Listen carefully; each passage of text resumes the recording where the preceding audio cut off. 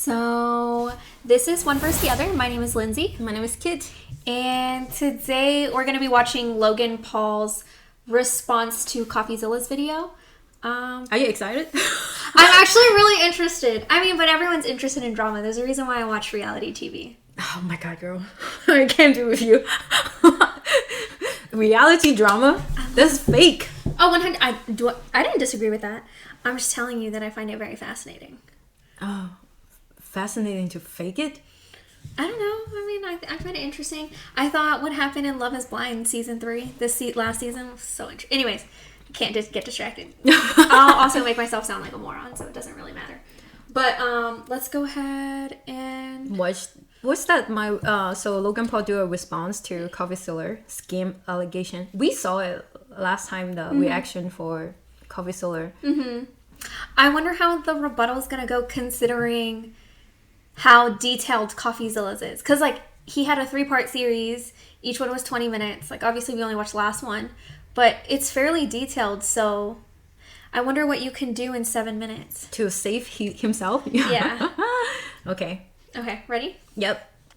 Coffeezilla. I watched your 3-part series called Investigating Logan Paul's Biggest Scam, and like many on this platform, you have successfully used my name for views and money. While your work used to be impartial, your addiction to clicks has clouded your judgment, and you've made very real errors with very real repercussions. Coffee, you took a shot at my reputation, so in this video today, I'm going to be defending myself with facts, something that you have gotten in the habit of twisting as you continue to morph from an investigator to a gossip channel. You see, Coffeezilla tried to work with law enforcement in the past, but his work was described as not anchored to truth and often speculative. He is a lopsided journalist with an agenda, and he's nothing more than the keen star of crypto and finance. But as opposed to just telling you, I'm going to show you some of the core discrepancies that I caught in Coffeezilla's investigation. Coffee, you interviewed the developer who stole the game code, fled to Switzerland, and held it hostage for $1 million. Well, his name is Zach Kelling. Surely, as the internet detective that you proclaim to be, you would know that he spent time in prison for multiple felonies, one for aggravated robbery, armed robbery at a liquor store.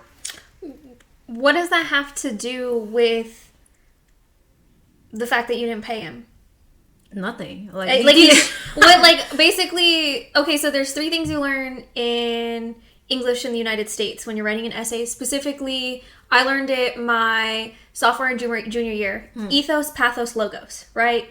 Like, your empathy, your logic, your credibility. Basically is how you formulate a correct argument, right? Do you use mostly emotion to sway your user's opinion? Do you use mostly logic, or do you use mostly, credibility? And there's like a bunch of other things that go underneath those 3 triangles.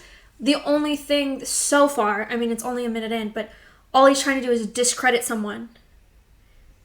Because he tried to save himself. Like, you can see the behind logic behind it, though. But, like, you don't have to insult someone to get your point across. Yeah, and Coffeezilla didn't necessarily insult anyone. He just said, oh, it seems kind of mean, seems kind of scummish, but didn't straight out, and then he would provide facts as to why it looked bad. So far, you're just trying to destroy multiple people's credibility to bolster your own instead of proving your argument. I want to see what he actually meant, like what he posed right now. Oh, yeah. So he said the engineer was... But this is in 2002. People change in 18 years. Yeah, like... Back then, a lot of stuff can go on a felony. You smoke weed, you go on felony, too. Yeah, so. It said guilty, disposition date 07/12/2002. That's literally what it says. Where's the crime detail? Like, absolutely did not. And also, this isn't an accurate piece of paper. Because if this happened in 2002 and he was born in 1983, 39. Okay. Okay. Let's see. What does that have to... Anyways. And the other for, surprise, obstructing the legal process. I can see why you kept him anonymous. Who we'll be calling Z here. I guess among many things, it doesn't surprise me that he lied about having 30 engineers and a $50,000 a week burn rate. On my end, I have 30 engineers. Okay, sorry. I keep pausing. No, I think... How... He said Logan Paul said that they lied about having 30 engineers. Okay, maybe he is lying, right? You hired him in the first place. Yeah. You did your background check? But then what's the proof that he was the only engineer? It's only your word. Where's the piece of paper that proves? Because that still proves that what Coffeezilla said, where he said, oh, everything was just verbal. There was no handshake. Or there was only a handshake. There was no written, documentation of the agreement. Whose fault is that? Well, obviously that's Logan Paul because it's his creation. But, because if there was a contract proving that only Zach was the developer, or there were 30 people, where is it? Because it's not being shown in this video. Yeah, it's true. I think what he mentioned that is that he lied about 30 people. He's only under... But at this point...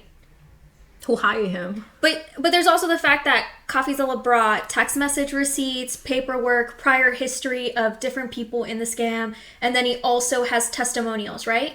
Right, those 4 things. Right now, we only have Logan Paul's word. Actually, I think he's about to play the recording. Okay. Well, no, that's a recording that Coffeezilla did. Oh, really? Yeah, this is Z developer. Who fled too. Yeah, this is... And he stayed anonymous, I would assume, per requesting it to Coffeezilla. So then he's using just Coffeezilla's... Clip? Yeah. Not his own. You didn't have any proof? I can't help you, yo. It just seems weird. Okay, sorry. I'm just wondering. Which, side note, is how this delusionist landed on the $1 million code ransom, but it turns out he only had 3 engineers. Wouldn't someone with journalistic integrity know their credible source had not only an agenda, but a fondness for orange jumpsuits? Or did you just hear what you wanted to hear and move it on? Because even if you're lying to yourself, Steven, you still have to believe it. And I know what you're thinking. What type of idiot would work with an unsavory individual? Most people work remote. So him just taking a picture of people that are in his room, calling it the zoo, is still not full evidence unless there's a physical documentation saying all of us are working on Zootopia. Does that make sense? I mean, you got me lost over there. Okay, so Logan Paul just showed a photo of on Twitter of what this guy Zach posted, and it's just 2 guys working at their house, and he's saying in the zoo, as proof that there wasn't 30 people working on it, only 3 people were working on it. That's not proof. Okay. Because you can't guarantee when he says in the zoo that he's talking about your Zootopia game, right? That's not credible. Do you see the argument where it's like so many flaws? Yeah. Either or, you're the one to hire him saying that, okay, I don't think that was your major problem. The major problem is coming what after. Yeah. You didn't have any documentation or any contracts verifying this, right? Because if there were, I'm sure you would have posted it, right? Where's the receipt? Yeah, exactly. Where's the receipt? Unless you're taking it to court and you can't post a receipt. But then at the end, he would say it in the video like, oh, the reason why I haven't posted any of the contracts is because I'm going the legal route. Most people would say that. That's 1. And 2, I don't know, I want to trust you, but you did the insider trading. You were the one on the text message saying that. He also hasn't disproven, or he hasn't talked about the insider trading. But maybe we haven't gotten there yet. Yeah, so. okay. Individual like Zach Kelly. I guess that's what I get for trusting the team that I relied on to vet and manage Eddie's hiring process, who has turned out to be a professional con man that I have since learned fooled billionaires, the Mormon Church. But didn't Logan Paul just say that everything that Coffeezilla just reported on was like false, a lie, speculation? So then Coffeezilla's the one that pointed out that he was a liar in his video. You mean the crypto king? No, this is Eddie. Eddie, he's the lead developer. He was the one that was pushing for all the development in Zootopia. But it turns out he was a con man. Like, he lied about being an orphan. He lied about, being the reason why a team won the NFL. Or what is it? But it doesn't matter. You're in any scenario, even for IT project, you're the project manager. And you're the one supposed to overlook every part. You're the project manager under your name. Or if it's, because technically Eddie would have been the project manager, meaning it would have been his company, so he's still failing at keeping track of his own company. You yourself hired a con man and you didn't call MIT or wherever he went to school and verified that he went to that school, because it turns out that was a lie too. He didn't go to the college he said he went to. I think that the basic concept of background check is going everywhere for for job interview and such. Especially something that's supposed to be $1 billion. Like, I mean, or multi-million dollars. Like, maybe not $1 billion, but this is something that made like 40 million or almost 120 million. You're managing people's money. Basically, you're using other people's money to build something, and you didn't even bring the credibility on the table. That's your only job. You don't develop stuff. Well, but he's still trying to shift the blame, like, oh, I got conned. But it's still your fault. And then because you got conned, you conned hundreds of thousands of people probably out of millions of dollars. You're still at fault. You still have to give the money back. Yeah. Or try to, or give like a stipend, or even just fix the project.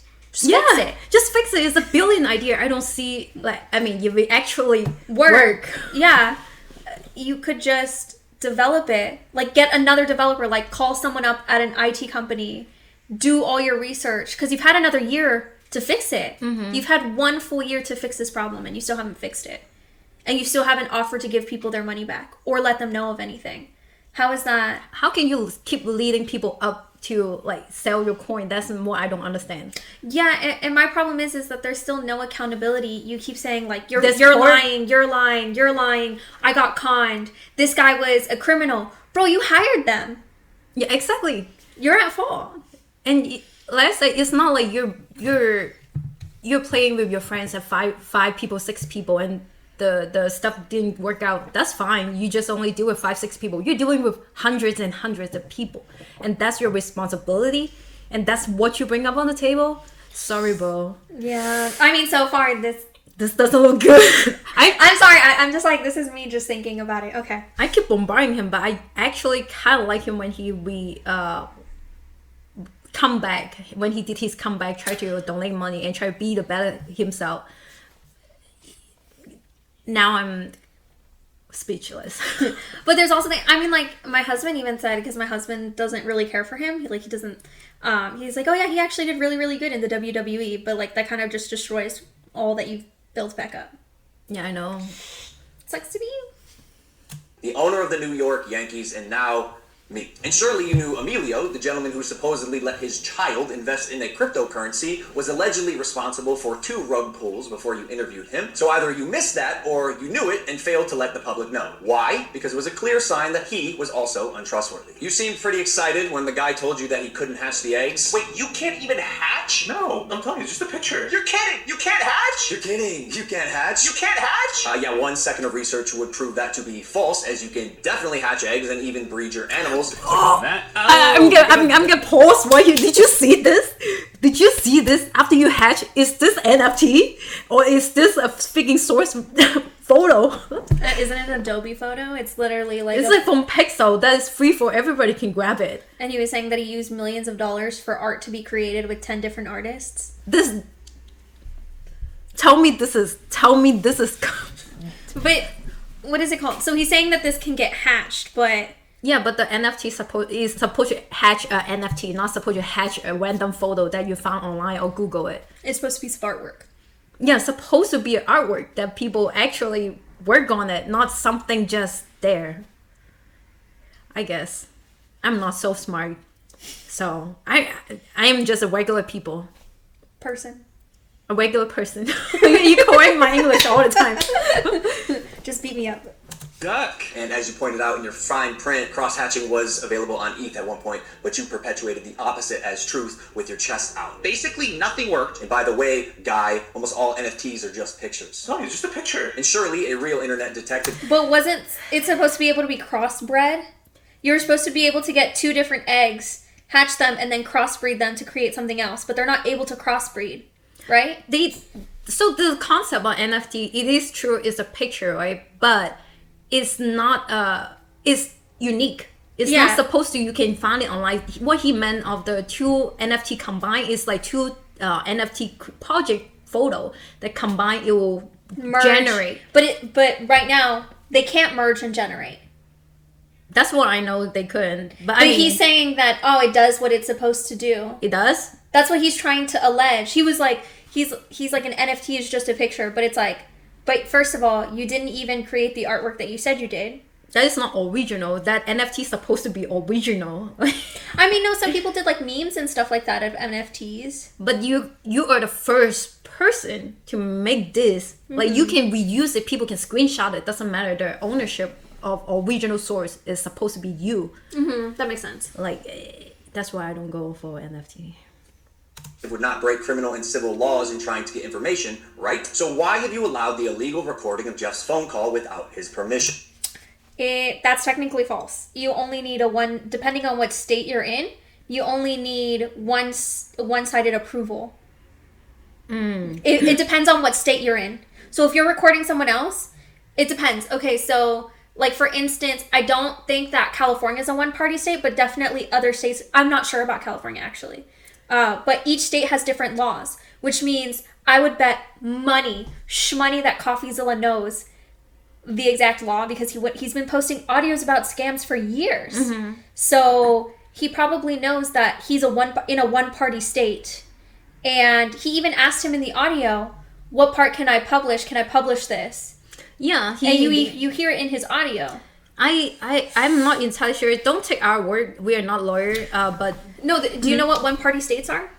It means that if you and I get in a call, as long as I acknowledge that I'm okay with being recorded, even though I'm the one recording it, I can record us speaking without your knowledge and use it as evidence. Without your knowledge? Without your knowledge. Because I consented, and it's only a one-party state. You don't have to have a two-party state. Interesting. That's not California. That's not California? I have one tendency issue that I have to send it to court. It requires me to I actually put my phone down and say, I'm going to speak on this, and this is going to be recorded. Just so you know, you confirmation about this. But they have to acknowledge that recording device is there. Yeah, all party consent states: California, Connecticut, Delaware. Oh, by the way, New York isn't on here. Might as well. I should move to New York. No, I'm being serious. Like, New York isn't on here. What is it? As an all party consent state, so that's technically not illegal. Or else, wouldn't you be suing him by now?